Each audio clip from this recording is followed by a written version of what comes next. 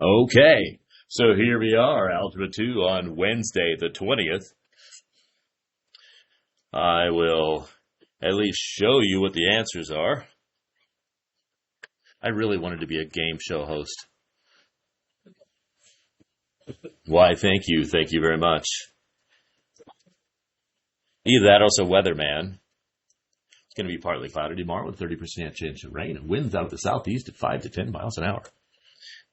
Look out for those thunderstorms late at night. Okay, so like if you're ever watching this from home, you can just pause it during this section because I'm not going to leave this up for like 10 minutes. So you can grade the whole thing. So, well, what's interesting is one of my good friends from college, he actually was the voice of NASCAR for like 15 years. Seriously, Rick Allen. A good friend of mine. No, not Ricky Bobby. Okay, here we go. Hey, let's get back focusing. We've kind of had some time away, but I think that time's important. We've got to get to know each other and stuff. Questions you have on the assignment?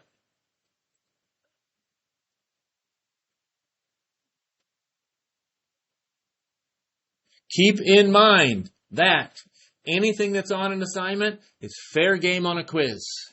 If I put something like, I don't know, any of these problems on a quiz, and you're like, oh, I didn't know how to do it. I'm like, well, whose fault is that? Because you had a chance to ask questions. You knew what the right answers looked like. So this right here, in my opinion, is the most important part of the class. Today's information is really super short. So if you have questions, don't hesitate. 34. 34 is the... this one. Okay. So I don't know if I can side by side this very well. So we're just going to kind of, we're just going to take this away. But so for a period of time you're paying 4, for a period of time you're paying 6, and then the rest of it you're 65 cents a pound. So here's what I would recommend doing in a situation where you're unsure. If you're going like, what? Just take some time and think about the scenario. If I bring something in that has a certain weight that's 1 pound, how much am I gonna pay? 4.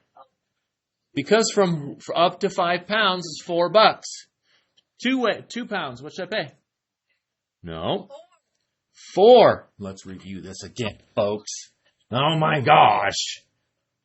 From up to 5 pounds is $4. 5 to 10 pounds is $6. Okay. 3 pounds. 4 pounds. 5 pounds. Okay. So it could be 4 or 6 how you define it. This one they weren't very, very clear on that. Okay. What if it was $6? $6. What if it was $9? $6. What if it was, let's go exactly 10. Yeah, well, this one, technically, it'd be $6 because it says, the next one is exceeds 10 pounds. So this would be 10 pounds, but if you plug it in, you get $6.50. 11 pounds would be $7.15. So take some time to get acquainted with the scenario. So now you could basically answer the question about domain and range if you want. Domain is what weights could I bring in? What weights could you bring in? 1 to whatever. Could I bring a half pound? Yeah, you could bring a half pound. Yeah, so it'd be 0. The weight just has to be bigger than 0. Notice I didn't put or equal to. Why?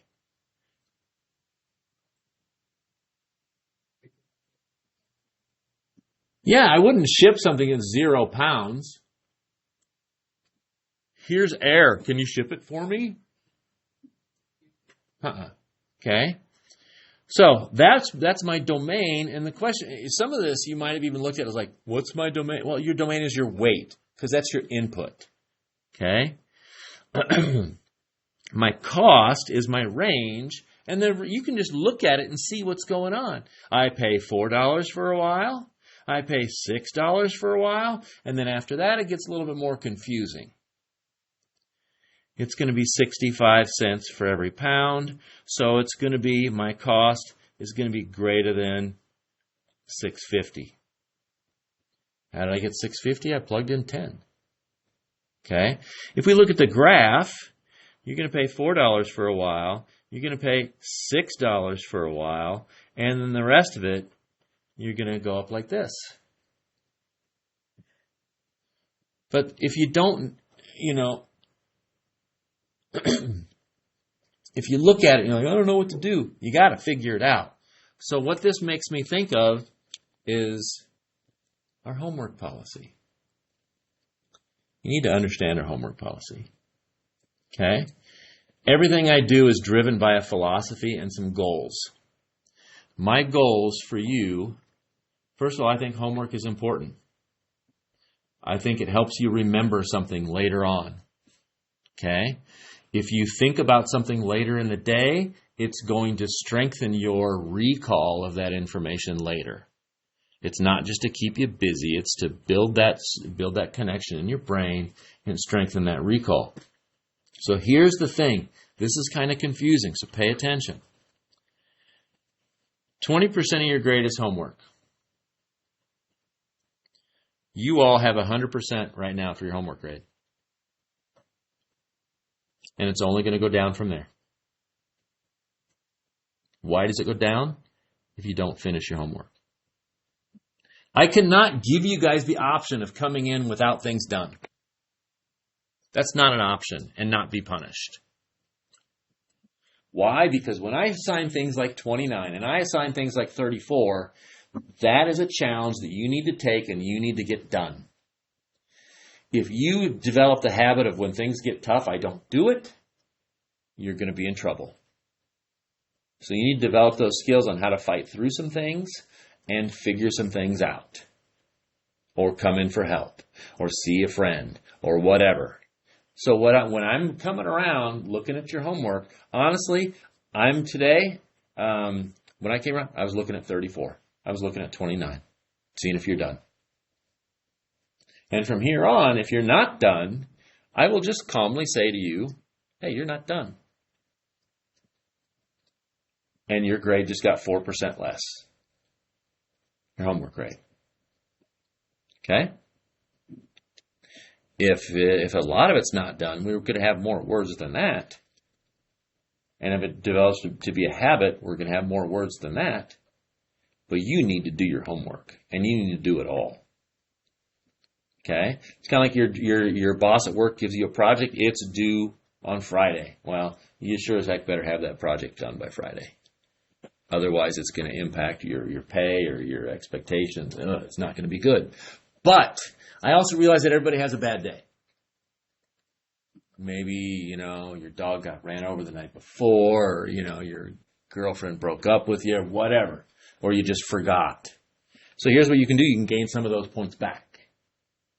So you can get 2 of those points back that you just lost by giving me your incomplete assignment and doing the entire assignment again from scratch and getting it all done and giving it to me later.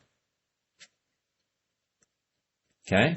So your grade went from 100 down to 96. And if you don't want to see that, you're kind of worried, you can get it back up to 98 by just saying, Mr. Rexroth, I'm sorry. I should have done 34. I should have come in for help. I'll say, not a problem. Live and learn. And I'll set it aside, and you'll just show me your final homework, and you'll get 2 points back. I also believe that I really need to encourage people to come in for help. So if you come in for help to do that assignment over again, I'll give you 3 points back. Okay? So that means currently if you're at a 96 and then I say your homework's not done, you're like, oh crap, I'm down to 92. I can't have that. Mr. Rexroth, I didn't understand how to do 13. I'll be in the morning to get some help, or I'll be in during 8th period to get some help. I'd be like, cool. And you'll redo the assignment and you do the whole thing and hand it in to me, and then you'll get 3 points back. You're back up to almost where you were. Philosophy is based upon 3 things. Homework is important. Every problem's important. 2, everybody has a bad day, so you should be able to get some points back.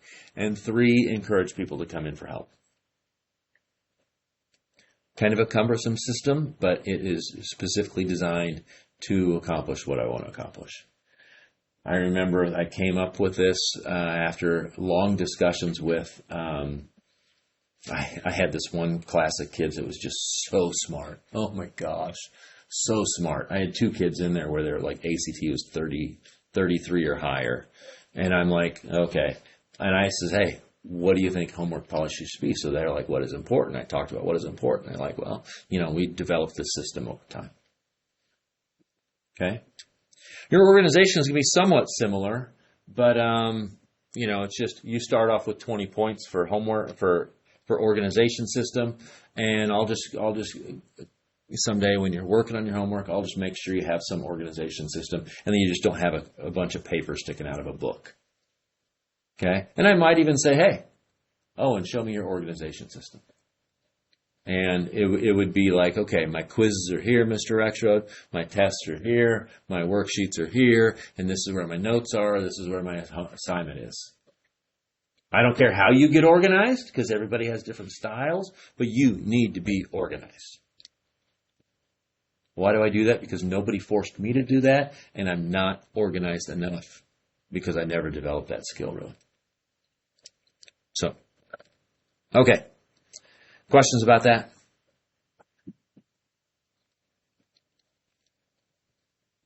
Okay. So, every problem, every time, get it done.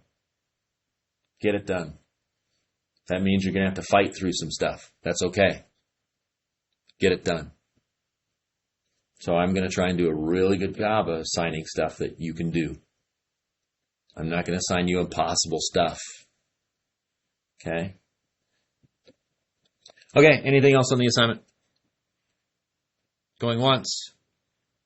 Going twice. I don't care what you do with that answer sheet. If you want to throw that answer sheet away, you can. If you want to have me sign it, get my autograph, and post it somewhere, or save it, so when I get famous someday, you can sell it. That's fine. I don't care. So today, we're not going to do some notes today. We're just going to go ahead and just talk about some things. Today's information is basic enough that I think you'll be okay with just talking about it. Okay?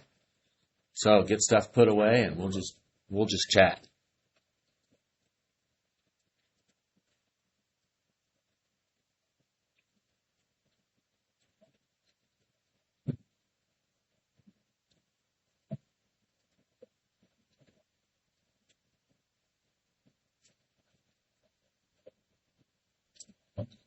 Okay.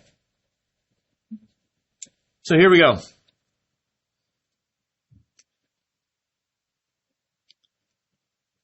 Information today is pretty straightforward because we're not going to cover a lot of the stuff from the section today. I wanted to devote some time to talking about our policies and kind of getting to know each other a little bit better. But now let's get back to work. We're going to talk about linear and nonlinear functions. They're exactly what you think. If I graph a linear function, what do I get? Well, what shape do I get? I get a line. And if it's nonlinear, I don't get a line. It's not rocket science. Okay? So, if I would look at these problems right here, okay? Number 5, is that linear? No. Is this linear? Is this linear? Is this linear? Yes, that is linear. Okay? Easy peasy, but now let me throw a wrench in the works. Some people have got this wrong earlier today. Is that a linear function? No, that's not a linear function. It's not a line. It's a bent line. It's a crooked line. It's an absolute value. It's a v, whatever, but it's not a linear function. What about this one? Yes. Okay? So now what we need to be able to do is we also need to be able to take a look and see, looking at its equation, whether it's a linear function. Okay?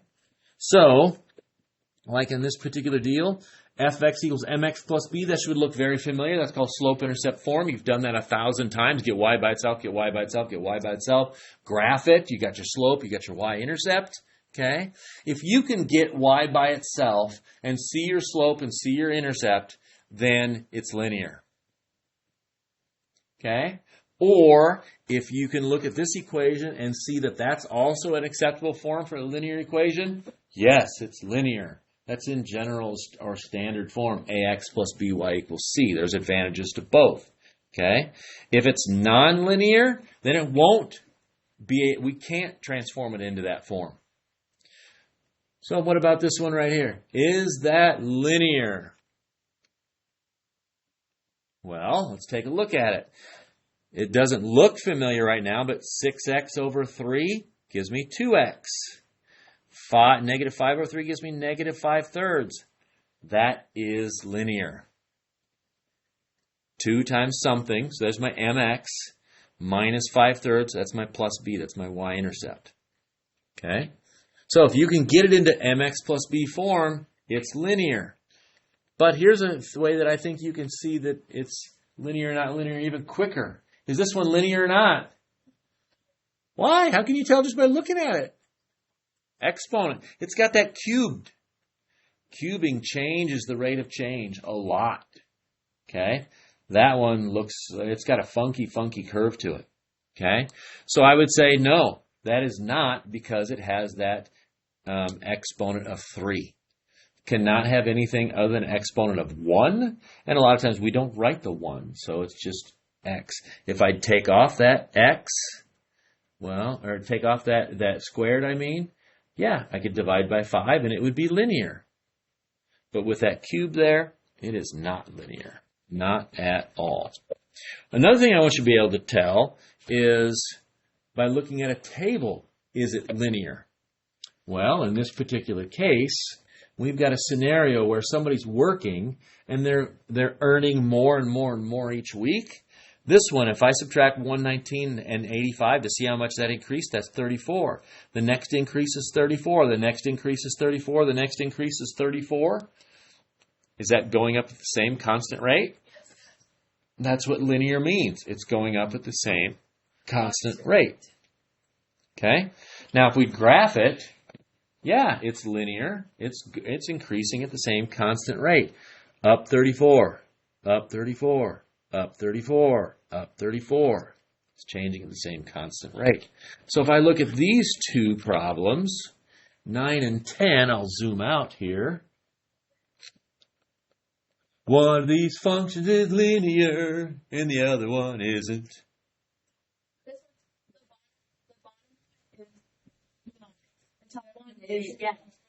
Okay, why is the bottom one not linear?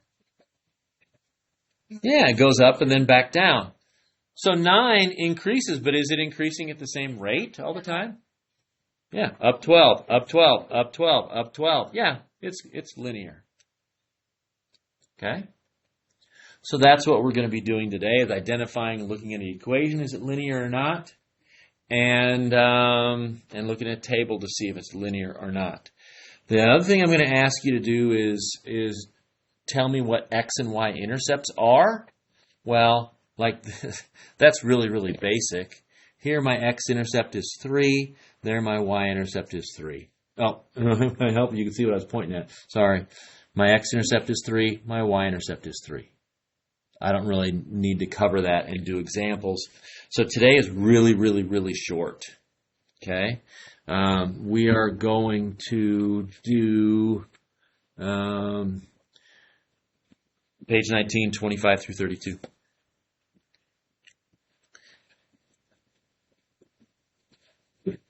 They're going to ask you other questions about symmetry. Don't worry about symmetry.